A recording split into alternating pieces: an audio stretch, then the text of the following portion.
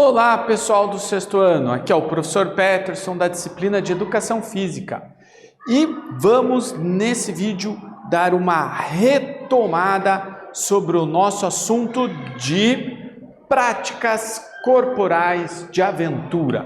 Então, o nosso objetivo é fazer essa retomada sobre o que nós aprendemos sobre os conhecimentos destas atividades de aventura. E aí, você agora já sabe o que são práticas corporais de aventura? Onde elas podem ser praticadas? Sabe responder quais são essas práticas corporais de aventura? Vamos retomar então e entender um pouquinho melhor desses assuntos? Vamos começar lembrando de quais são as características principais para que a gente possa classificar uma atividade física como uma prática corporal de aventura. Vocês lembram qual é essa característica principal? Olha só, as atividades de aventura são definidas como aquelas que envolvem um alto nível de riscos físicos, podendo estes riscos estarem relacionados com a velocidade, com a altura ou com alguns outros elementos envolvidos na prática. Então, a principal característica dessas práticas corporais de aventura é esse risco. Lembrando que esse risco, ele sempre é administrado, muito bem calculado, né? Não estamos nos colocando em perigo. Quando a gente está se colocando em perigo, a gente não tem controle do que pode acontecer. Diferente de quando a gente se coloca em um determinado risco controlado, né? E isso não nos coloca em perigo, tá bom? Essas práticas desenvolvem o nosso senso de responsabilidade, exatamente por essa questão do cuidado, né? Estimulam o nosso senso de equipe, aquelas práticas que são realizadas em equipe. Tem que haver uma grande colaboração entre os envolvidos, entre os participantes da equipe, né? Todos estão juntos, colaboram um com o outro para o sucesso do grupo, não só de um indivíduo. Aprimoram as nossas capacidades motoras. Muitas dessas práticas vão exigir agilidade, força física, coordenação motora, equilíbrio, né? Então elas sempre trazem um desafio para o nosso corpo, para as habilidades motoras do nosso corpo. E promovem o autoconhecimento corporal. Por que promovem o autoconhecimento corporal, né? Como elas exigem certas coordenações do nosso corpo, como elas fazem com que o nosso corpo tenha que executar movimentos que a maioria das pessoas não consegue fazer, isso faz com que a gente conheça muito melhor as possibilidades e também os limites do nosso corpo. As práticas corporais de aventura colocam o nosso corpo, assim, muito próxima do seu limite de resistência, do seu limite de agilidade, tá? Por isso ela também desenvolve essa questão do autoconhecimento corporal. Vamos lembrar mais um pouquinho? As práticas corporais de aventura, elas podem ser realizadas na natureza, que são aquelas mais conhecidas, talvez, né? Feitas em um ambiente natural, de modo que através dessas práticas há uma integração do praticante com a natureza de um modo geral. Então essas práticas corporais de aventura junto à natureza, elas ainda trazem esse ponto aí a mais, que é essa integração nossa do ser humano novamente com a natureza. Ao longo da nossa história, né, o homem sempre viveu junto à natureza, mas ao longo da nossa história ocorreu aquele processo de urbanização. Hoje, a maioria da população é muito mais urbana e perdeu um pouquinho esse contato com a natureza.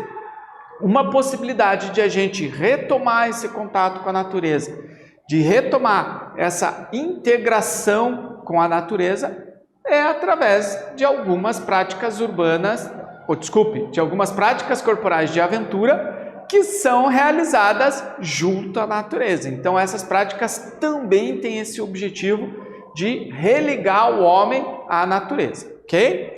Mas também existem aquelas práticas urbanas, né, que não têm esse ponto de ligação com a natureza, por quê? São praticadas nos ambientes urbanos das grandes cidades e até em alguns lugares fechados, tá? Então é legal fazer essa ligação com a natureza, nessas práticas, né, de contato direto com a natureza, mas também existem as práticas que são totalmente urbanas. E algumas atividades, vocês vão ver, a gente pode tanto praticar junto à natureza, quanto praticar de forma urbana. Nós temos as duas opções, ok? Uma atividade, então, para vocês aí já irem treinando esse conhecimento. As atividades de aventura são definidas como aquelas que envolvem um alto nível de riscos físicos, podendo estar relacionados à velocidade, altura ou outros elementos. Com relação à segurança, como deve ser a conduta do praticante de atividades de aventura? Então, olha só, existe o risco está presente, sabemos que ao praticar aquela atividade, vamos nos colocar em risco. Então, nós temos que ter um cuidado especial com a segurança. O que você pode dizer de como deve ser esse cuidado especial com a segurança? Um tempinho para vocês então responderem e a gente volta logo.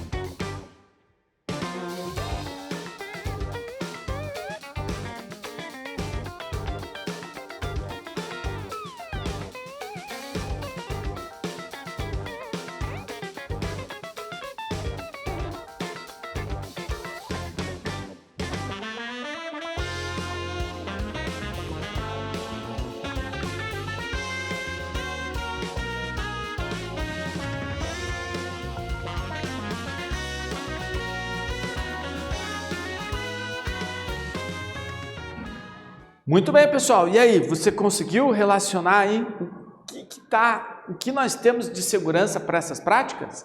Olha só, várias condutas do praticante têm que ser voltadas para a sua segurança. Uma delas, por exemplo, é conhecer os equipamentos de segurança daquela prática e utilizá-los durante a prática, né? Outra é nunca esquecer dos seus colegas, né? E estar sempre trabalhando em grupo, né? E por fim, conhecer os limites do seu corpo, para que você nunca exija do seu corpo algo que ele não possa te dar, ok? Esses são alguns pontos aí relacionando a segurança com esse tipo de prática. Outros vocês podem aí debater com o seu professor ou com os seus colegas de turma aí, né, na execução desse exercício aqui. Vamos conhecer então agora algumas dessas práticas? Conhecer não, né? Vocês já conhecem, nós já falamos sobre elas, vamos então retomá-las. Então olha só, uma delas é a corrida de orientação.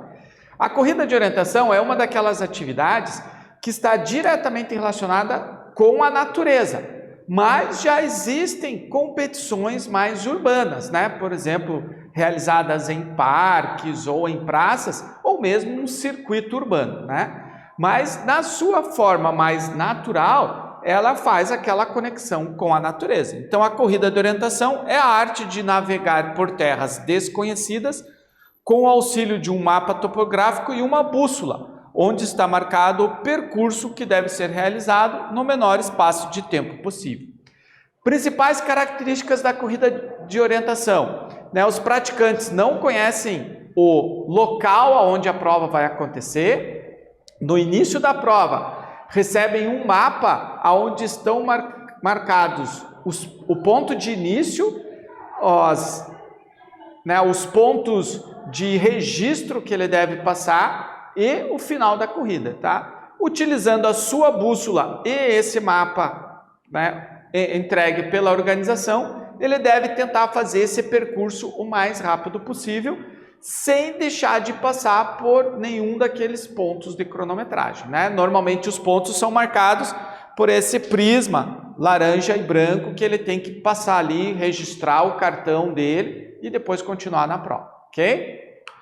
Outra, a mountain bike, né? O ciclismo em contato com a natureza. Vamos lembrar que o mountain bike surgiu a partir daquelas provas de ciclismo de estrada, né? Então, alguns jovens lá na Califórnia tiveram aquela ideia de levar a bicicleta para as trilhas, para as montanhas. Então, surgiu essa ideia do mountain bike, que é você fazer uma trilha, né, diretamente em contato pela natureza, passando por estradas de chão, né, caminhos mesmo, só trilha, né, cruzar riacho, descer montanha, vencendo os obstáculos naturais do caminho, tá? Então, o mountain bike consiste na prática do ciclismo em diferentes tipos de terrenos, estradas de terra, pedregulhos e trilhas. As bicicletas foram adaptadas a partir do ciclismo de estrada.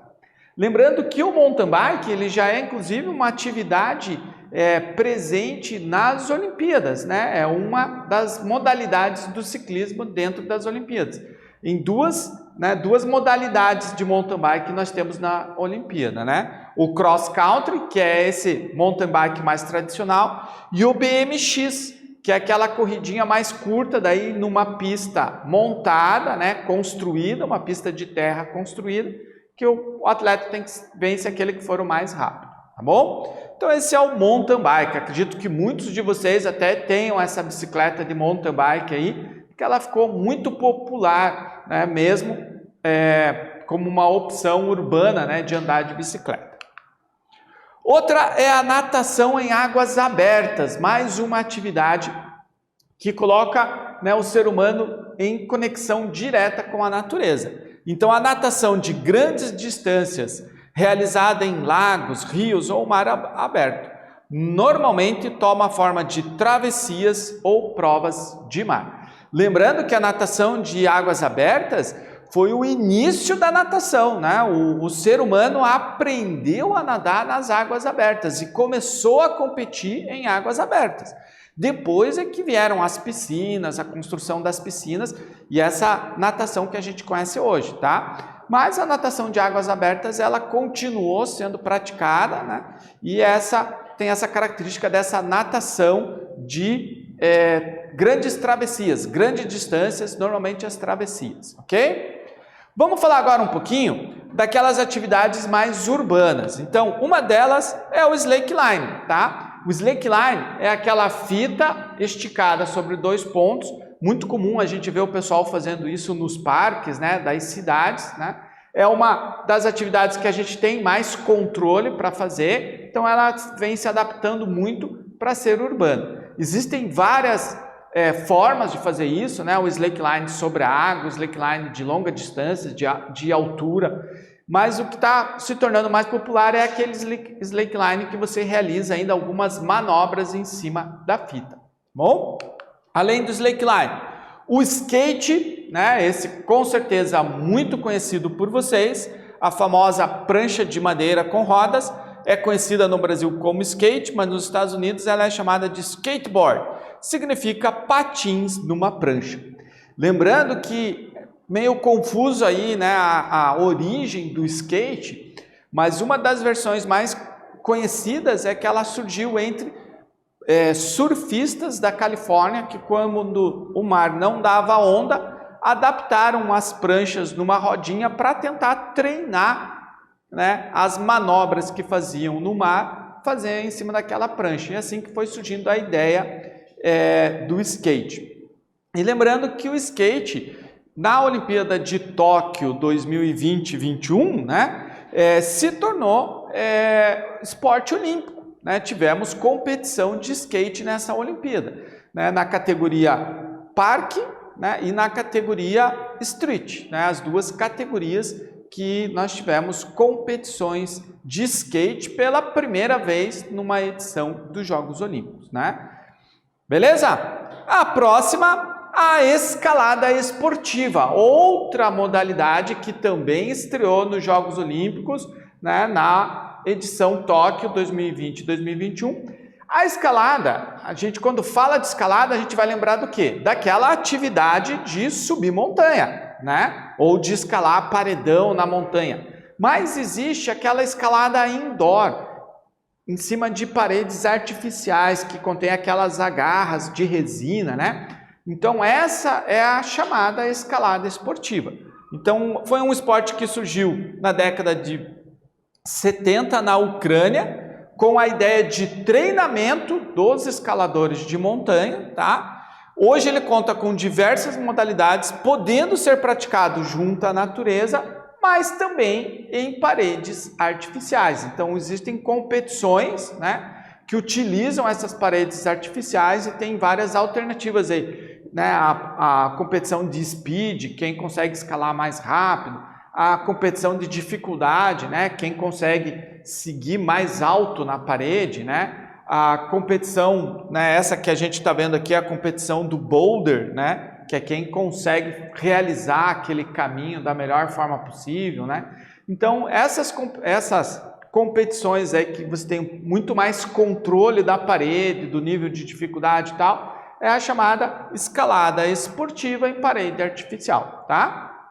Mas ainda, não vamos esquecer, temos a escalada também nas paredes naturais, ok?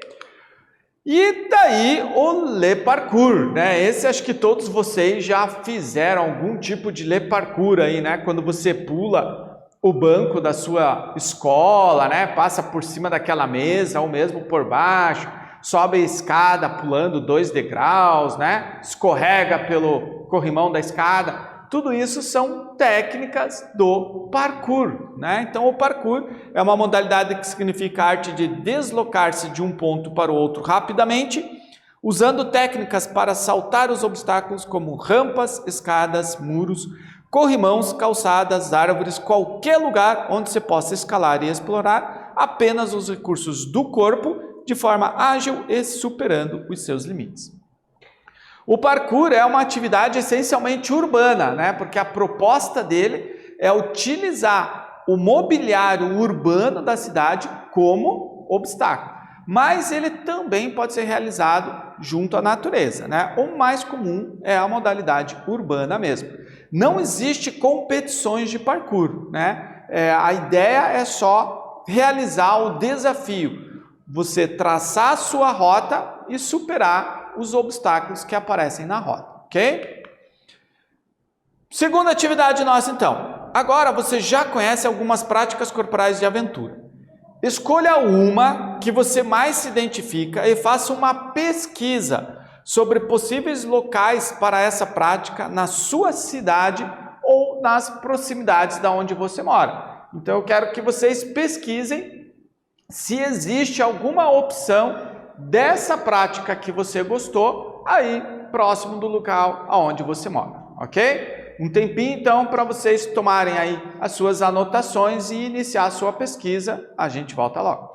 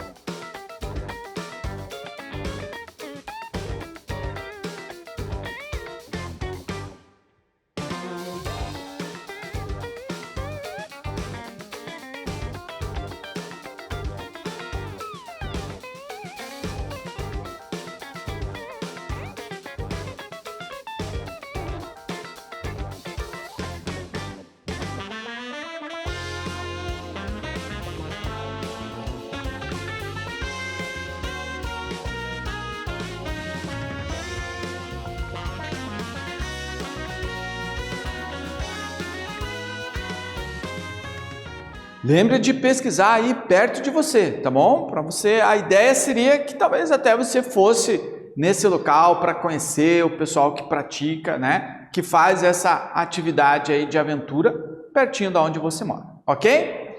Vamos para a nossa revisão da revisão? Então nós vimos hoje, as atividades de aventura são definidas como aquelas que envolvem um alto nível de riscos físicos, podendo estar relacionadas à velocidade, altura ou outros elementos. Os praticantes devem dedicar uma atenção especial aos procedimentos de segurança de cada atividade, né? Utilizar os equipamentos de segurança quando necessário e conhecer, né, os procedimentos de segurança daquela atividade.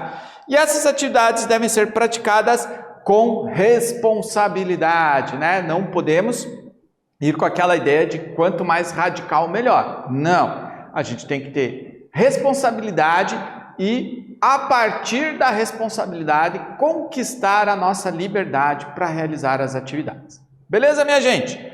Então, pessoal, é isso aí. Um abraço para vocês. Nos vemos na próxima. Tchau!